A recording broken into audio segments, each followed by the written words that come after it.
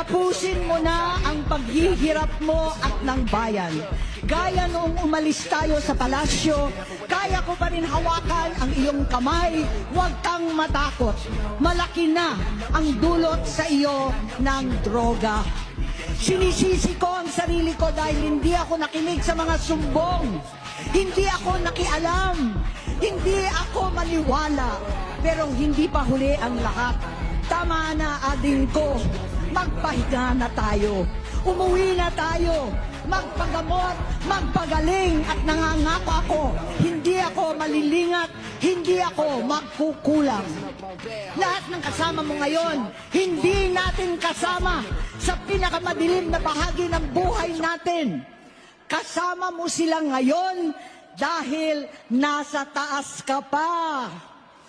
Ako at ang ating mga tunay na kapatid dito sa Luneta ang kasama mo kahit magdilim ulit ang lahat.